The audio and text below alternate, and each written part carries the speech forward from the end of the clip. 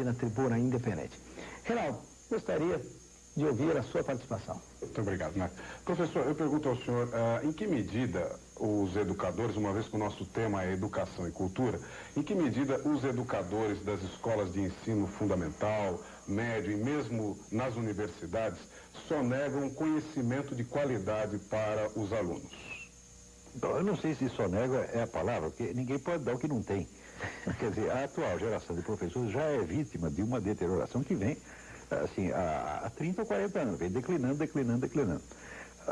O ponto que nós chegamos pode ser avaliado pelas duas aferições feitas pelo tal do Provão. Mas que, se você for ver todas as instituições de ensino, tá certo? A quase totalidade está muito abaixo da média tolerável. Não é que estão abaixo do ideal, estão muito abaixo do que, vamos dizer, do mínimo. Não é isso? E, mais recentemente, esse exame que foi feito do pós-graduação, a maior parte dos cursos de pós-graduação também estão muito abaixo da média. Se você for ver ensino médio, o que acontece? Fizeram aquele teste, mais ou menos um ano atrás, entre alunos de ensino médio de 32 países, incluindo países bastante pobres, da África, etc. Os nossos alunos tiraram o último lugar. Quer dizer, não é por falta de recursos, o Brasil é um país riquíssimo, e o que se investe em educação aqui é uma monstruosidade. Né? E sempre que se discute a questão da educação, o pessoal logo vai para o lado econômico. Quer dizer, há uma sede de verbas e há uma crença no poder mágico do dinheiro, né? Como se o dinheiro fizesse produzir cultura, né? Então, olha, se dinheiro produzisse cultura, minha gente, não teria havido nenhuma cultura, digamos, na Inglaterra do século X. Quer dizer, quando eram países paupérrimos na Europa, já tinham cultura elevadíssima. Isso é uma constante da história humana. Vamos dizer que os períodos de grande criatividade cultural raramente coincidem com períodos de grande progresso econômico. A gente hoje pode ficar maravilhado com Platão, Aristóteles, essa coisa. Quando houve essa geração de Sócrates, Platão e Aristóteles, Atenas já não era mais aquela de Péricles, que mandava em tudo. Não, ao contrário, era totalmente decadente, com inflação, miséria, depois invadida, né? Invadido por Esparta, depois invadido pelos macedônios. Ou seja, o país estava numa situação aflitiva e, não obstante, criou, vamos dizer, esta cultura majestosa. Agora, aqui no Brasil, o brasileiro talvez seja o povo mais dinheirista do mundo. O brasileiro tem vamos dizer, uma crença no poder do dinheiro. Né? Não acredita em Deus, não acredita em dinheiro. Ele acredita que se der dinheiro para ele, né, o resto ele fará tudo por mágica. Então ele acredita que ele tem que ganhar um dinheirão e depois ele vai estudar, vai se tornar um camarada inteligente. Ou seja, inverte a coisa. Né? Os outros povos sempre procuram ficar inteligente primeiro para resolver os problemas. Aqui não, quer resolver o problema primeiro e ficar inteligente depois. Então, quer dizer que toda a ideia que se tem sobre educação aqui é uma ideia absolutamente falsa. A educação está muito vinculada a duas coisas. Ou vinculado ao fator econômico, quer dizer, o indivíduo vai estudar não porque ele queira aprender alguma coisa, mas porque ele é obrigado a isso, porque senão o seu acesso ao emprego é bloqueado. Não que a escola vai lhe dar a qualificação para isso, não, mas ela vai lhe tomar a autorização se ele não frequentar. Então a escola não é um benefício, a escola é, vamos dizer, é a ameaça de um malefício. Então, para não sofrer o malefício, o sujeito vai para a escola. E o outro é o motivo político. Quer dizer, aqui nós temos dois tipos de, sobretudo universidades. Todas as brasileiras dividem-se em dois tipos. Você tem as universidades caça-níqueis e as universidades caça-votos. Quer dizer, as privadas são caça-níqueis, as estatais são caça-votos. Né? E existe uma certa mistura das duas coisas também. Ou seja, a ideia mesmo de que a educação seja um valor em si importante para a própria consistência, para a própria formação do indivíduo, essa ideia nunca entrou aqui. O sujeito sempre vai estudar alguma coisa, ele pensa, eu vou estudar para quê? Tá certo? Quer dizer, o estudo tem que entrar por ele como se fosse um tubo digestivo, entra para um lado e sai pelo outro. Não tem a ideia de que a educação se incorpora. As pessoas não têm muito essa noção de que a educação não foi feita para lhe dar instrumento para alguma coisa, mas para formar você, para você ser alguma coisa. Para você ter uma personalidade, para você ter consciência, para você saber fazer suas escolhas, para você saber quem você é, para você se orientar no mundo, etc, etc. Ou seja, a educação como, digamos, de fator de fortalecimento, de desenvolvimento da pessoa humana, nunca existiu. A educação aqui é utilitária. Ou é para, vamos ter uma finalidade profissional, então o sujeito vai fazer aquilo sem acreditar que ele vai aprender profissão, mas ele pelo menos vai ter, ele não quer educação, ele quer apenas o diploma, que o diploma é a autorização para fazer aquilo que ele não sabe fazer. Não precisa saber, precisa ter o diploma. Né? E por outro lado tem a ideia da educação como canal de disseminação para propaganda política. Uma doutrinação ideológica absolutamente imbecil, que hoje tomou conta de praticamente tudo. Então, é por isso que a situação é catastrófica. A cultura brasileira, a sociedade brasileira, parece que ela é contra o conhecimento. Ela só quer, não quer o conhecimento, ela quer um arremedo de conhecimento que sirva ou para fins econômicos ou para fins políticos. Ora, não é de hoje que o Brasil é assim, sempre foi um pouco. Mas isso foi aumentando, aumentando, aumentando. E agora está vindo a conta. A conta é o fracasso total da nossa educação. A classe dos professores universitários hoje é constituída maciçamente de pessoas ineptas, de analfabetos funcionais, pessoas que não entendem o que leem. E não estou falando de professor primário, eu não estou falando de gente de universidade. Quer dizer, ontem eu publiquei na Folha um artigo sobre o Congresso de Filosofia que vai ter na Bahia, né? E fazendo um exame do programa, né? É um negócio organizado pela Associação Nacional de Pós-Graduação. E eu dizendo, olha, esse programa aqui é o mesmo programa que vocês poderiam fazer na década de 60. Vocês não aprenderam nada desde então. Os maiores pensadores que apareceram no último meio século continuam totalmente ignorados. Vocês continuam com aquela temática dos anos 60. Hoje sai na Folha uma carta do sujeito indignado. Não é nada disso, você estava tentando humilhar pesquisadores sérios. Só que quando você lê a carta, o sujeito não sabe regência verbal, não sabe colocação de pronome. Eu digo, mas como é que esse sujeito chegou num pós-graduação se não podia ter saído do primário? E são pessoas assim que não têm a menor consciência de suas deficiências. Por quê? Porque são reconhecidos como professores. Tem lá um diploma de pós-graduação e todo mundo chama de senhor doutor e o indivíduo nunca é testado realmente no seu conhecimento. Né? Você tem uma rede, uma proteção corporativa absolutamente perniciosa, doente, né, onde todo mundo só pensa assim na autodefesa dos seus interesses, todo mundo sempre com medo de perder emprego, né, e fica essa coisa mafiosa, ou mafiosa por motivos econômicos, ou mafiosa por motivos políticos. Agora, o ensino propriamente dito, o aluno como pessoa, tá certo?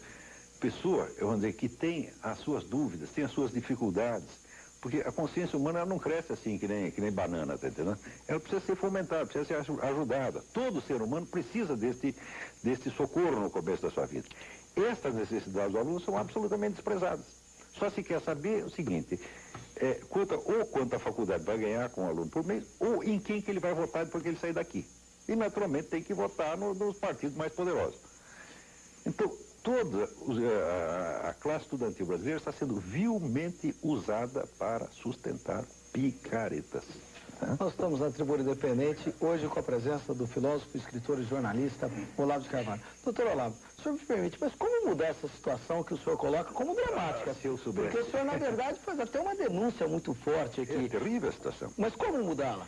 Eu não sei como mudar, porque é uma coisa tão complicada, levou tanto tempo para a gente chegar nisso, que, olha, é tão grande o problema, eu acho que transcende muito a minha capacidade. Agora, a primeira coisa que a gente tem que fazer para ter uma esperança de poder resolver o problema é ter uma noção do tamanho dele. Aqui no Brasil, todo mundo é educador, técnico de futebol, médico e economista, não é isso?